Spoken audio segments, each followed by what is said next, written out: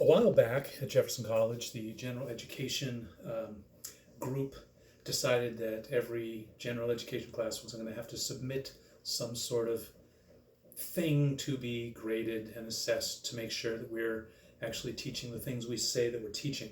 And in college algebra, we decided, excuse me, my wife's doing laundry. In college algebra, we decided that we were going to do a project on correlation and regression. So this is what you guys are going to give to me so that I can give to them to show that we actually are teaching something and hopefully that you're learning something. There is a document posted immediately after this video on Blackboard, and it will describe exactly what I'm doing here, but I wanted you to hear it from me in case that is better than reading or not. If you need clarification, please feel free to email me. If you want to know if your idea is appropriate for what you want to do for the project, email me, that's fine. I assume that you've already watched through the videos on the correlation and regression. Basically, we're just asking you to do one of those problems. What we want you to do is choose a topic, choose a trend. Could be world population, could be box office movies. You know, how much did the biggest box office movie bring in this year? Anything that you can follow over time. So something from the year 2000 to 2001, etc. And you can graph it over time and put the numbers in a table. So think of something you're interested in. Make it more enjoyable to do the project if it's something you actually care about. Pick a topic. If you got a question, if your topic's okay, like I said, email me. Collect the data online, probably.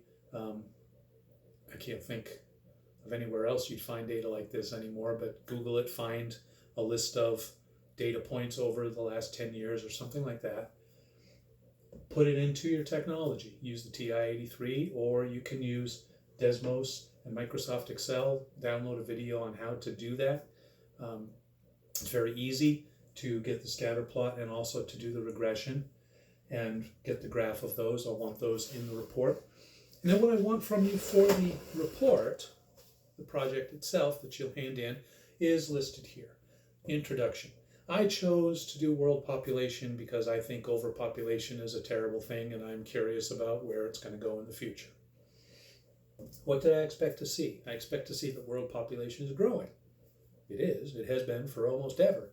I expect that growth to be exponential, and I expect the model to fit very well. I suspect that the growth is growing, or the population is growing at a nice steady pace, and that whatever model we come up with is going to fit very well. Collect the data. You can go lots of places online and find the population of the world, and this year was this, that year was that. Not difficult to do. Find a way, Desmos, MS, Excel, or you can do it by hand if you want. Give me a scatter plot and the line of best fit, or the is it a quadratic, or is it an exponential, or is it a cubic, or is it a linear, whatever. Give me the equation that works the best and the graph of it. Use it to predict something. According to this graph, or this line, the population of the world will be 83 billion in 2000 and whatever. Just, use that trace function and go out a little bit in the future and see what that says about how your trend's going to continue. And then conclusion. What did you learn from this? Did it fit your expectations? Did the model fit very well? Do you think another model might have been better? I've provided an example for you along with the documentation.